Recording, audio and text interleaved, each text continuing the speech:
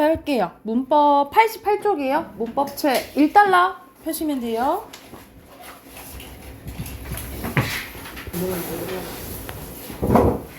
자, 88쪽 볼게요. 자, 저번 시간에는 이어진 문장 했었고 오늘은 아는 문장 할 거예요. 자, 아는 문장은 관련된 주어랑 관련된 서술어 떨어져 있다 했지, 그치? 네. 또 다른 주어랑 또 다른 서술어가 하나의 문장 성분 역할을 한다라고 했어요. 근데 문장 성분인데 우리 문장 성분은 어로 끝나잖아, 그치? 근데 이 단어라고 말하기에는 주어랑 서술어가 있으니까 개념이 너무 큰 거야. 그래서 단어보다는 크고 문장보다 작은 것을 절이라고 했죠. 그쵸? 그래서 얘가 무슨 절이냐에 따라서 종류가 5가지로 나뉘어진다라고 했어요. 그래서 얘를 같은 말로는 그렇지, 안긴 문장이라고 하고 무슨 절을 아는 전체적으로 무슨 절을 아는 문장으로 부른다라고 보시면 됩니다. 그래서 밑에 개념 봐볼게. 한 문장이 다른 문장의 한 성분을 안아서 겹문장이 되면 이를 아는 문장이라고 하고 이때 안겨 하나의 문장 성분 역할하는 하나의 문장 성분을 작용하는 문장을 뭐라고 한다고요? 안긴 문장이라고 한다고요. 그래서 종류가 5가지가 있습니다. 첫 번째 명사절이에요. 말 그대로 명사 역할을 한다 이 말이에요. 명사는 조사랑 합쳐져서 주목보 역할을 하거든요. 그래서 실험 방법이 어떻게 되냐면 예시 먼저 가볼게. 시험 문제가 아주 어려웠음이 이게 큰 주어인 거야. 이 전체가 사실이야. 그런데 주어를 보니까 주어가 엄청 크지? 안을 보니까 시험 문제가 아주 어려웠다라는 거죠. 그쵸? 여러분 어렵다라는 거 원래 품사가 뭐야? 형용사. 형용사죠. 그쵸? 근데 어려웠음 일시적으로 명사로 만들어주는 거야. 이것을 뭐라고 부르냐면 명사형 전성 어미라고 불러요. 그리고 옆에 또 예시 봐볼게. 나는 기다리고 있어. 뭐를? 친구가 오기를. 그래서 친구가 온다 라는 거죠. 그쵸? 오다는 품사가 원래 동사죠. 근데 오기 일시적으로 명사로 만들어주는 거야. 그래서 여기서 명사형 정성어민 2개 있어요. 뭐 있어요? 기. 그래서 기가 붙어서 명사 역할을 하는데 이렇게 이가 붙으면 주어 역할을 하는 거고 르이 붙으면 목적어 역할을 하는 거예요. 그래서 문장 안에서 주목보 부사 역할을 하는 게 뭐다? 명사절이다 라고 힌트를 얻으시면 되겠죠. 그래서 전체적으로 주어 서술어 찾으시고요. 그리고 뭐 찾으면 돼? 전성 어미 찾으시면 돼요. 전성 어미. 자, 그 다음에 먼저 관형절 먼저 해볼게요. 관형절은 여러분 관형사 생각하시면 되겠죠. 관형사는 무슨 역할을 해? 형용사. 체언을 꾸며주죠. 그쵸? 그래서 체언을 수식하는 역할을 합니다. 그래서 예시문 봐볼게. 영화가 참 재밌었대. 근데 어떤 영화야? 어제 내가 본 영화야. 어제 내가 보니 뭐 꾸며줘요? 영화 꾸며주죠. 그쵸? 그래서 여기서는 보다는 동사잖아요. 그쵸? 근데 여기서는 니은이 붙어서 일시적으로 관형어 역할을 만들어주는 거예요. 얘를 뭐라 부르냐?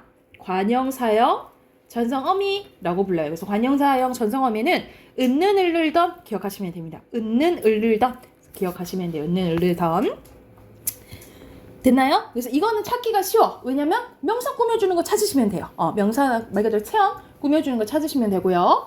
자, 부사절은 뭘 꾸며주냐면 주로 서술어를 꾸며줘요. 원래는 체언 이외의 것을 꾸며준다라는 거 하는데 절은 다른 관형어를 이렇게 꾸며주기 너무 크기 때문에 보통 서술어 꾸며준다라고 보시면 돼요. 그래서 이것도 예시 봐볼게. 영화는 슬펐대. 눈물이 나도록 이 뭐 꾸며줘? 슬펐다. 그래서 도록이 부사를 만들어주는 부사형 전성 어미고요. 비가 내려요. 소리가 없이 이것도 이가 여기서는 전성어미라 보면 안 돼. 잘 봐요. 여기서 좀 구별을 되는데 여기서 이는 부사를 만들어주는 전미사라고 보셔야 됩니다. 여기 기억하세요. 여기서 부사형 전성어미는 개도록 기억하시고 더 자세히 얘기하면 여기서 이는 부사를 만들어주는 부사파생 전미사라고 보시면 될 것 같아요. 이해됐나요? 그래서 말 그대로 서술어를 꾸며주면 무슨 절? 부사절이라고 보시면 됩니다. 여기까지 됐을까요? 네.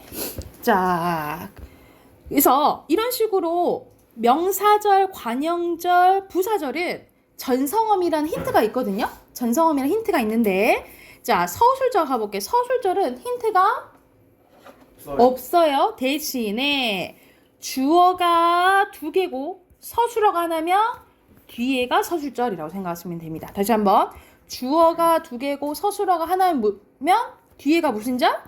서술절. 이렇게 기억을 해두시면 돼요. 자, 그리고 인용절 봐볼게요. 마지막 인용절은 다른 말을 갖고 오는 거지. 그래서 예시문 봐보면 그는 말했어. 네 눈은 참 예뻐 라고. 그래서 큰 따옴표나 라고가 붙으면 직접 인용절이고요. 그는 말했어. 내게 눈이 참 예쁘다. 고. 큰 따옴표가 없이 고가 붙으면 뭐야? 간접 인용절이라고 생각하시면 됩니다. 여기서 라고랑 고는 뭐라고 부르냐면 인용격 부조사라고 보시면 돼요. 인용격 뭐라고? 조사. 자, 크게 보면 부사격 조사. 인용 부사격 조사라고 보시면 돼요. 뭐라고? 인용 부사격 조사라고. 자, 옆에 문제 풀기 전에 여러분 왼쪽 잠시 봐볼게요. 왼쪽에 관형절이 두 개로 좀 나뉘어지거든요. 그래서 보통 관계 관형절이랑 동격 관형절인데 여러분이 보통 나오는 관형절은 거의 다 관계 관형절이라고 보시면 돼요. 이런 식으로 봐봐. 그림이 전시되어 있는데 어떤 그림이? 아름다운 풍경이 담긴 뭐 서술어가 여러 가지가 있네. 그래서 이걸 그림을 꾸며주잖아, 그치? 그런데 동격 관형절은 그가 시험에 합격했다는 소문이 들었대. 소문을 들었다라고 해서 여기서는 관계 관형절은 관형절의 안긴 문장에서 뭐 아는 문장과의 공통 성분이 생략된 걸 얘기하거든요. 뭔가 하나 생략돼 있어. 근데 동격은 생략돼 있는 게 있어 없어? 없다라고 생각하시면 돼요. 소문은 소문인데 어떤 소문이야? 그가 시험에 합격했다. 이런 식으로 안긴 문장에 생략된 게 있다 없다? 없는 게 동격 관형절이라고 생각을 하시면 돼요. 이해됐을까요? 그래서 이렇게 잘 안 나오긴 하는데 이런 게 있다 정도만 알아두시면 될 것 같아요. 그러면 여기에 해당되는 문제 오늘 다 풀 거거든요. 그래서 옆에 여러분 89쪽 있죠? 89쪽부터 문제 쭉 풀게요. 93쪽까지 풀게요. 93쪽까지 풀고 답 확인 한번 해봅시다. 이건 가져왔는데 이걸 못 가져왔어요. 또 책을. 문법책이요? 네. 89쪽 빈칸부터 봐볼게요. 여기서는 순서대로 그냥 쓰시면 되겠죠, 그쵸? 명사절, 관형절, 서술절, 부사절, 인용절. 뭐 순서는 좀 상관없을 것 같아요. 네. 자, 여기서는 명사절 밑줄 그래요. 여기서는 크게 주어 역할 하네요. 문학시험 문제가 쉬웠음. 이까지는 아니고 음까지예요. 그리고 나는 너희가 사이좋게 지내길 바래. 나는이 주어잖아, 그치? 목적 역하죠. 너희가 더 사이좋게 지내기까지 밑줄 그어 놓으시면 됩니다. 그리고 밑에는 표지가 있어요, 없어요? 없다 그랬어. 그리고 서술절은 서술어 하나 맞죠? 나는 털이 하얀 토끼를 좋아한다. 그럼 어떻게 하려고? 내가 좋아하는 토끼는 털이야. 나는 내가를 왜 바꾸는데? 내가 바꿀 있어요. 아니 그대로 주어 그대로. 자, 그리고 부사절 실현 방법은 다 부사절이긴 맞아. 그런데 4. 이것만 전미사라 했어. 1번입니다. 그리고 뒤에 매우 크다, 꽃이 핀, 말도 없이, 공원을 산책하기, 영희에게 빨리 오라고. 인용절은 라고까지 하셔야 돼요.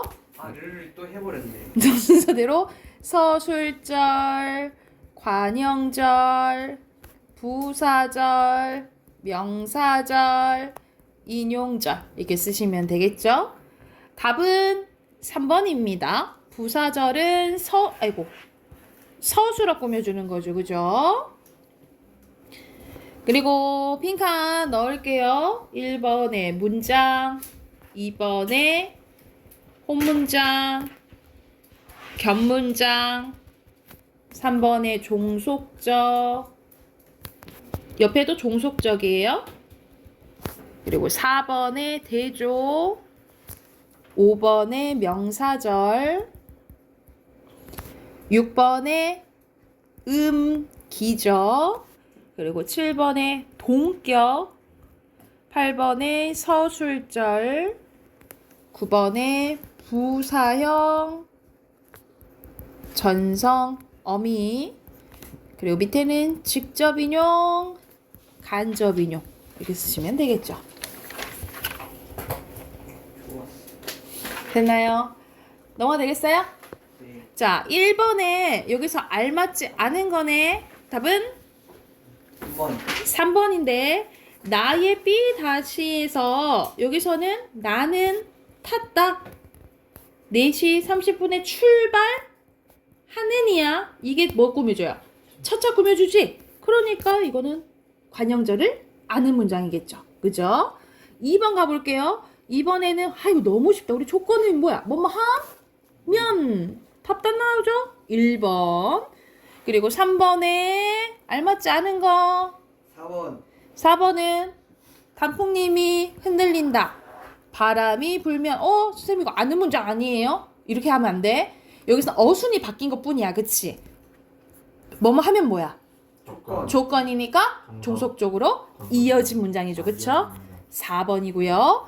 자, 4번 가볼게요. 여기서 적절하지 않은 것은 여러분 토끼는 앞발이 짧다. 서술절. 산은 나무가 많다. 이것도 서술절. 우리 오빠는 대학생이 되었다. 이거는 보어예요. 혼문장이에요. 그래서 답은 5번입니다.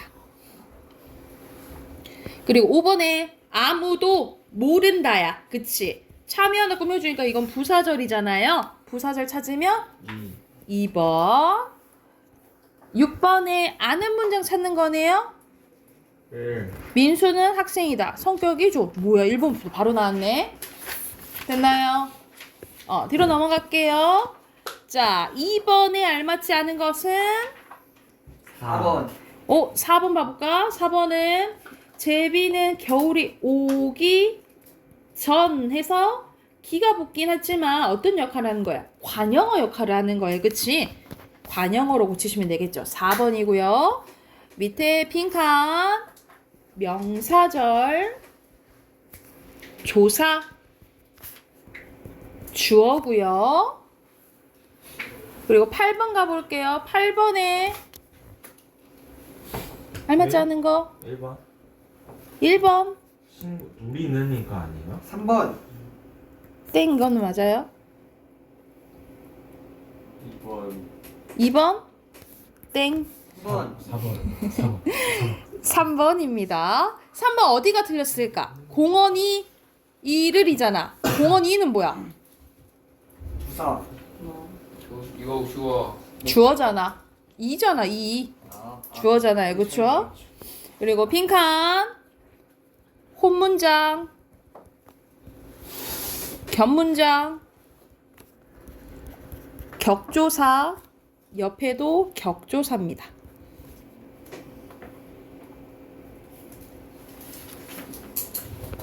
옆에 복합 문제에 빈칸 먼저 넣을게요. 빈칸 순서대로 자릿수 혼문장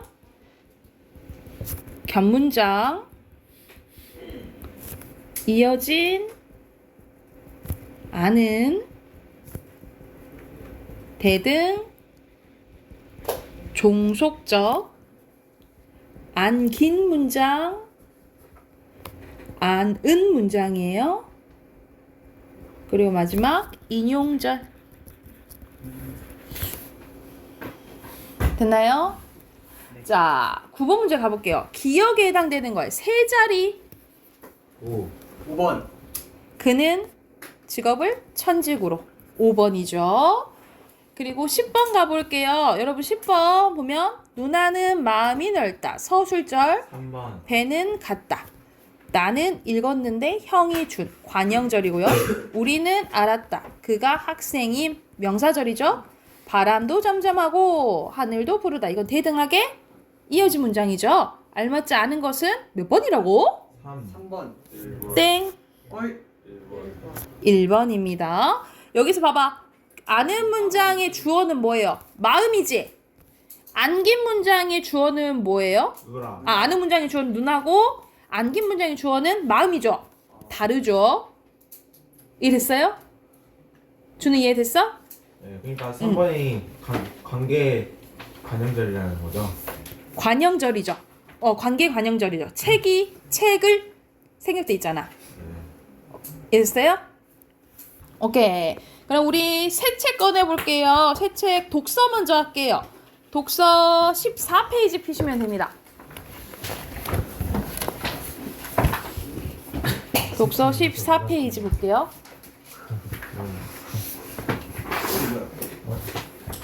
샀는데 이거 오늘 안 가지고 끌고 가지고.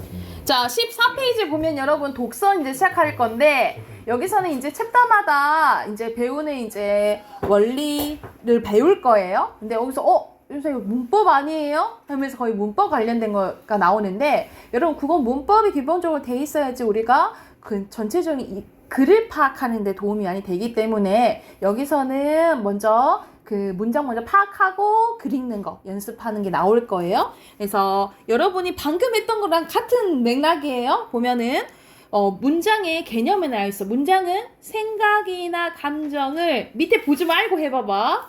뭘까? 말. 그렇지. 말과 글로 표현할 때, 그죠? 말과 글로 표현할 때 완결된 내용을 나타내는 최소의 언어 형식이라고 보시면 됩니다. 그래서 우리 국어의 문장 구조, 기본 구조는요, 크게 주어와 서술어로 돼 있어요. 그런데 이 서술어에 올 수 있느냐, 뭐가 올 수 있느냐에 따라서 세 가지가 나눠진다. 세 가지로 나눠진다라고 보시면 돼요. 세 가지. 첫 번째, 어찌하다는 행동이죠. 행동은 품사가 용언 중에 동사가 온다라는 소리고, 어떠하다는 상태나 성질 얘기하는 거죠. 그쵸? 형용사가 올 수 있다라는 소리고, 우리가 무엇이다 이다는 뭐라고 불렀죠?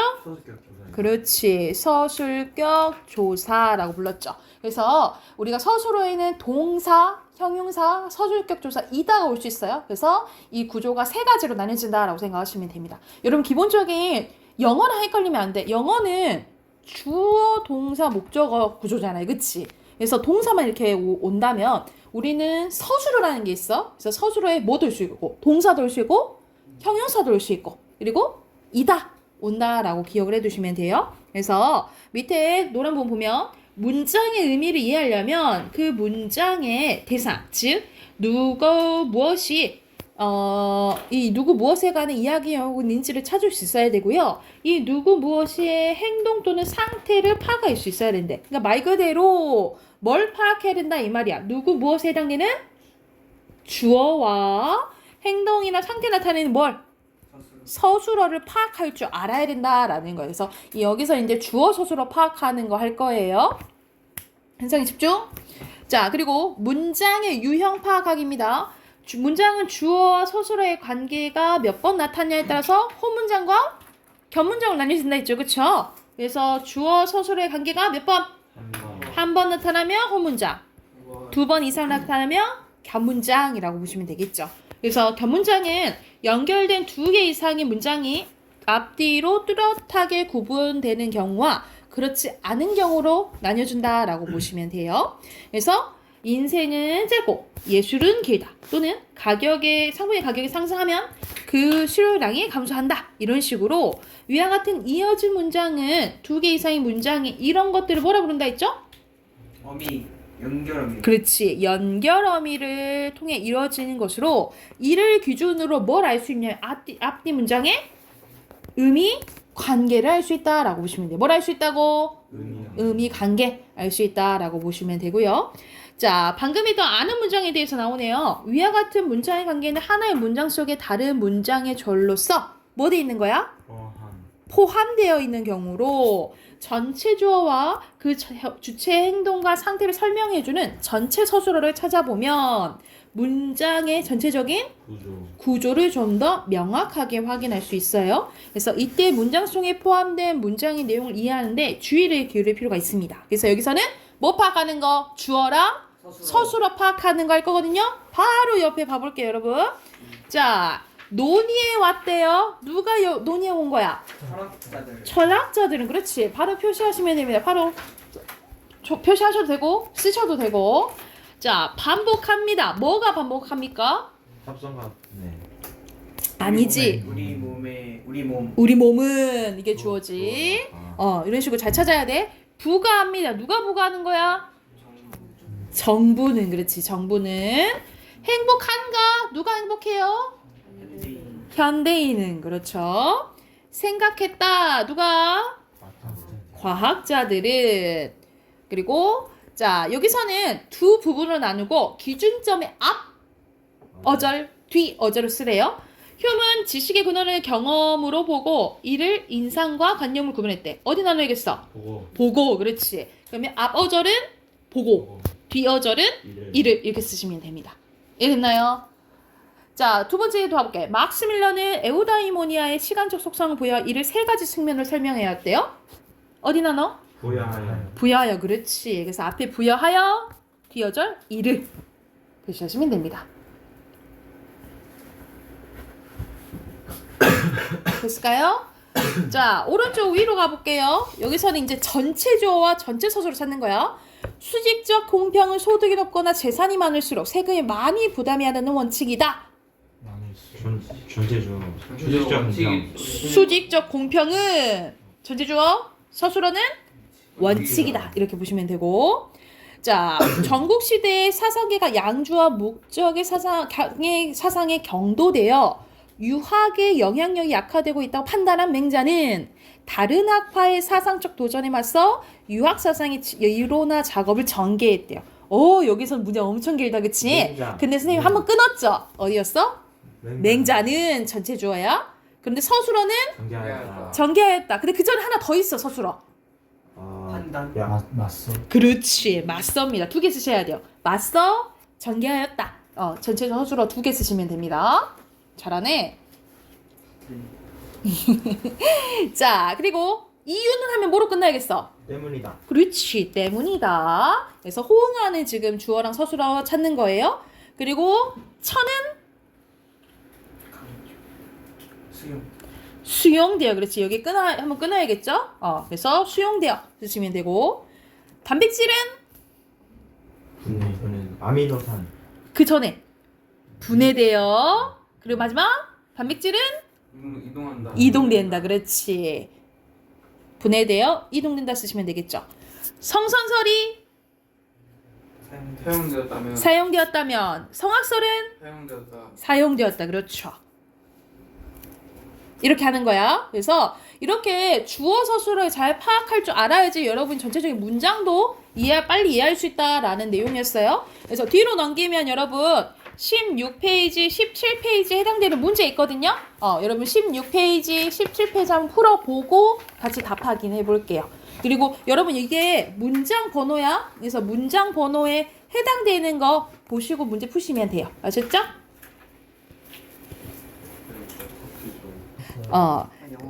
할게요. 자, 여기서는 2번 문장의 전체적인 주어는 유출한, 서술어는 말한다. 이렇게 쓰시면 되겠죠. 5번 문장에 판단하는 해당되는 주어는 누가 판단하는 거예요? 어린아이가. 그렇지. 그리고 7번 문장을 나눈다고 하면 어디 나누면 돼요? 떠올리고는. 그렇지. 그러면 서술어 떠올리고는 쓰고 발견하였다 쓰면 되겠죠. 10번 문장의 안긴 문장은 여기서는 인용절이죠. 그래서 유추가 판단을 그르치게 한다고 쓰시면 되겠죠. 써야 돼요. 네? 아까 왜 인용절은 고까지라 했잖아. 근데 나중에 맞출 수 있어요. 자, 그리고 3번 문장 둘로 나누면 주어 이렇게 둘로 나누면 이렇게겠지. 그러면 뒤에 있는 주어는 뭐예요? 이는 서술어 어긋난다 쓰시면 되고요. 자, 여기서는 여기서부터 문장이야. 둘로 나누면 어디를 나누면 되겠어? 유추를 했다면 했다면이죠, 그쵸? 그러면 주어는 유추 에이? 백을 했다면이잖아. 누가 하는 거야? 어린아이가. 그렇지. 주어 어린아이가야. 어린아이가 했다면 어린아이가 것이다 쓰시면 됩니다. 오. 이렇게 쓰시면 돼요. 뭐라고요? 주어가 어린아이가 했다면, 왜냐면 어린아이가 생략돼 있는 거야. 주어가 생략돼 있는 거야. 그리고 뒤에 것이다 쓰시면 되고요. 답이 어린아이랑 것이다예요? 어린아이가 했다면 어린아이가 것이다 쓰시면 돼요. 저 주어 전체 주어는 같은 거예요? 네. 생략돼 있는 거예요. 그리고 알아내지 못한다. 누가? 인간이 쓰시면 아니다. 그러니까 우리 우리 인간은 인간. 발을 줬지. 우리 인간. 19문장이죠. 인간은이죠. 인간은 쓰시면 되겠죠. 우리 인간은 안 돼요. 우리 인간. 우리 인간도 돼요. 근데 전체 주어니까 근데 이거는 관형어가 돼버리잖아. 그래서 인간은만 쓰면 될 것 같아요. 1번에 여기서는 유추의 방법 나오죠. 2번이고요. 자, 2번에는 기억의 할 일을 위해서, 기억은 여러분 뭘 하냐면 유추를 통해 옳은 결론을 내릴 가능성이 높이는 게 중요하대. 근데 바로 나오네. 범위를 좁히는 과정을 통해서 비교할 대상을 선정한대. 범위를 좁힌다라는 것은 두 대상의 공통점이 겁나 많아요. 그렇지. 겁나 많아야 된다라는 소리야. 그럼 답은 몇 번이야? 2번 2번. 그렇죠. 자, 이해 못하겠어요. 뭔 말이에요? 여기서 유추를 통해서 좋은 결론을 내려야 돼. 옳은 결론을 내리려면 범위를 좁혀야 된대. 그럼 두 대상의 범위를 좁혀야 된다는 거는 두 대상의 공통점이 많아야 된다는 소리예요. 범위를 범위를 좁힌다라는 것은 오케이? 이해됐나요? 그리고 3번에 보면은 화성에도 생명체가 존재할까? 이걸 알고 싶은 거야. 그래서 화성이랑 지구랑 비교하죠. 그쵸? 그래서 여러분 알고자 하는 건 뭐야? 화성에도 생명체가 존재하는지. 거리 아니죠? 1번입니다. 됐나요? 네. 문학 꺼내볼게요. 책이죠. 네. 새 책 문학. 오늘 책이 좀 무거워. 교재 많죠. 내용이 많아요. 알차입니다. 알차요. 거의 여러분 거의 1년 교재라고 생각하시면 돼요. 거의 1년 교재라고 생각하시면 돼요. 그 전에 쓰는 거 같아요. 해야죠. 해야죠. 근데 그걸 들여다 볼까? 윤승현 씨가 들여다 볼까? 이게 뭐예요 이게? 자, 18쪽입니다. 18쪽 펴세요. 자, 우리가 항상 문학 시작하면 뭐부터 보통 시작해? 시부터 시작하죠. 이 기본적인 이론이 있는데 여기 부분이 좋은 게 많은 작품들을 볼 수가 있어요. 많은 작품들을 봐서 여러분이 항상 새로운 작품을 보고 그것을 이제 분석할 줄 알아야 되는 거예요. 왜냐하면 기본적으로 여러분이 중학교 때 지금 1, 2, 3학년을 거치면서 이론들이 막 쌓여왔잖아요. 그렇죠? 이제 그 이론들을 발휘할 때라고 생각을 하시면 돼요. 그래서 기본적인 여러분 개념은 아니까 빨리빨리 좀 해볼게. 자, 우리의 시의 개념입니다. 시의 이론이에요. 마음속에 떠오르는 생각이나 느낌을 운율이 있는 언어로 압축하여 함축적으로 나타낸 문학을 뭘 한다는 거야? 시라고 한다는 거야. 시가 중요한 게 여기서 운율, 압축, 함축 중요해요. 자, 시란 인간의 주관적인 정서를 핑크한 뭐가? 그렇지. 함축적인 언어로 압축하여 표현한 문학의 한 갈래인데, 즉 사람의 생각이나 느낌을 일정한 형식을 갖추고 있는 심사, 같은 말 회화적 요소고요. 운율, 음악적 요소고요. 이것들을 활용하여 표현함으로써 독자의 정서에 호소하고 상상력을 자극하여 감동을 주는 문학관리라고 보시면 돼요. 그래서 여기서 시의 3요소 나와 있네요. 주제, 심상, 운율이에요. 먼저 주제는 시인이 전달하려는 생각이나 정서, 사상으로 의미적 요소입니다. 같은 말로. 그래서 함축성을 가지고 있어요. 여러분, 사전적이나 지시적 의미랑 반대라고 생각하시면 돼요. 여기서 사용되는 단어를 시어라고 하는데 시어는 사전적이다, 지시적이다 하면 땡. 함축적이고 상징적이다라고 생각하시면 돼요. 아셨죠? 그리고 심상은 우리가 받아들이는 거 뭐야? 감각. 그렇지. 감각에 의해 인지된 현상이 마음속에 재생된 겁니다. 그래서 같은 말로 회화적 요소로 형상성, 시를 읽으면서 머릿속을 떠올려지는 구체적인 영상이나 이미지라고 보시면 돼요. 그리고 운율은 같은 말로 리듬감이라고 하죠. 일정하게 반복적으로 나타나는 소리에 규칙적인 가락이라고 보시면 됩니다. 그래서 음악적 요소로 반복돼서 느껴지는 거라고 생각하시면 돼요. 이렇게 본 게 주제, 심상, 운율이 시의 3요소고 이것들은 서로 영향을 받으면서 전체적인 시를 구성한다라고 생각을 하시면 됩니다.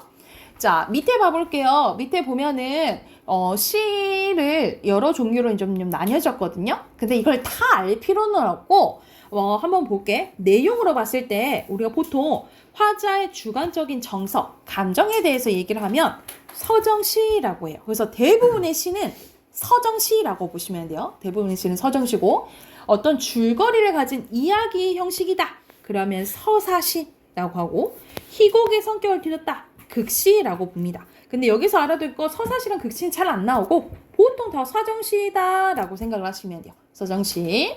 그리고 형식으로는 정형시입니다. 정형시는 보통 고전 시가가 많아요. 그래서 우리가 그 3장 6구 45자 내외 사음보 이런 거 외웠죠, 그쵸? 이거 시조의 형식이었잖아요, 그치? 그런 것들의 대표적인 정형시라고 생각하시면 되고 요즘 쓰이는 것들은 거의 다 자유시라고 보시면 돼요. 은근하게 느껴지는 운율이 이제 네조율이거든요. 그래서 자유롭게 보통 현대시들은 다 자유시다라고 생각을 하시면 됩니다.